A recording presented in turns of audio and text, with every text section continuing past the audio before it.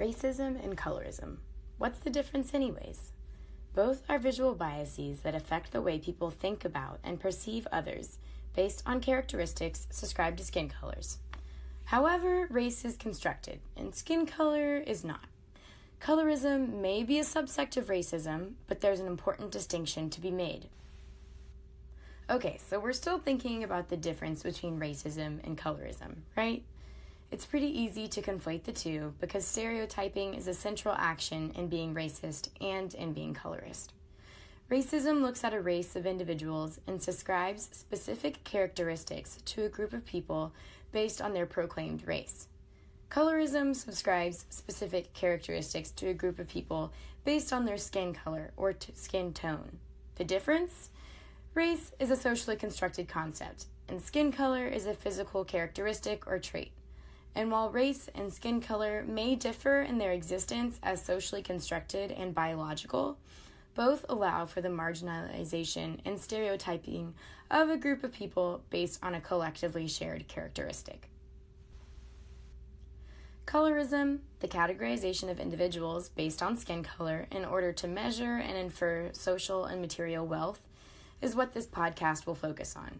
Specifically, we will investigate the history of colorism, the skin care and skin lightening industry, and how power dynamics enacted during colonialism continue to play out today in the economy of global beauty trends. Fairness in skin whitening beauty industry propaganda continues in social colonial relationships and perpetuates the correlation of hegemony with skin color, which extends and intermingles racist and now colorist biases into everyday thoughts and actions.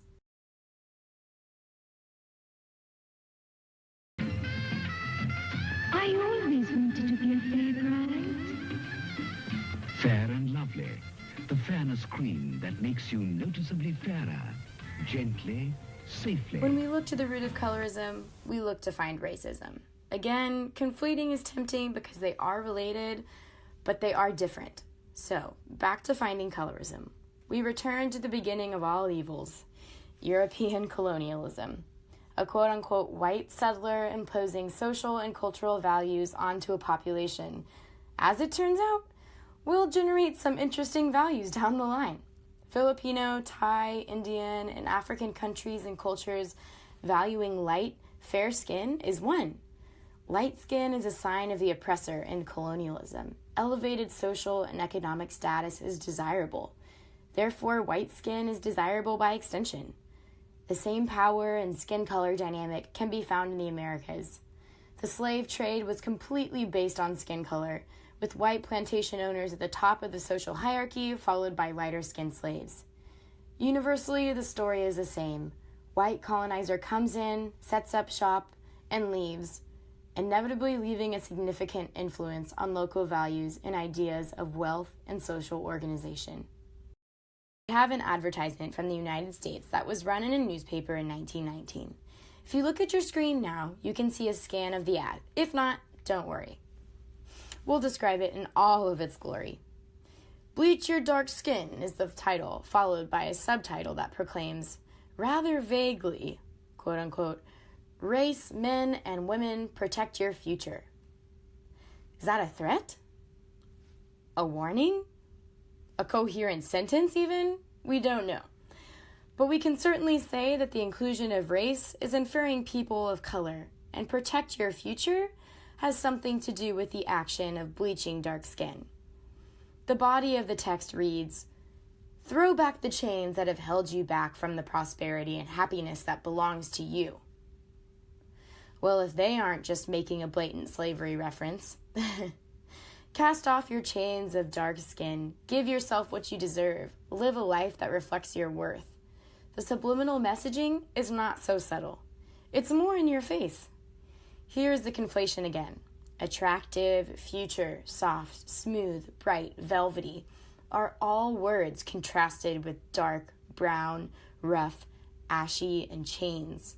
The binary of good and bad, white versus dark skin, parallels the rich versus poor and desirable versus undesirable narrative prevalent in race in the United States, especially at this time during the height of Jim Crow. Flash forwards 20 years. We have a label for a skincare product that is marketed towards Black American women. Lucky Brown Skin Lightener, a product in a line of goods with similar colorist marketing techniques in the 1940s, has a Black woman looking sad with darker skin on the left, then appearing more joyful and lighter skinned on the right. It's in the early 1900s that we start to see the addition of beauty to the conflation of wealth, happiness, and skin color. One more element that is unattainable unless the desirable new beauty norm is replicated in every way. The implications of the beauty industry breaking into the colorist market and profiting from skin whitening products is that companies are quite literally liquidating racism and colorism. When power and cultural ideals are marketable and profitable, systematic discrimination is not too far behind. Whether it be overt or covert applications of colorism, the modern global beauty market for skin whitening and adherence to Western standards is yet another way to exclude and distribute privilege. It is the legacy of colonialism, of slavery, of dominant races, and the counter-hegemony.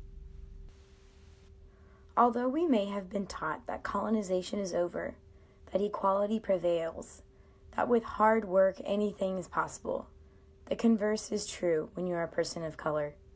Skin color matters, unfortunately, and an extremely profitable market is growing to support the not-so-new realization that lighter skin equates to better opportunity. Racism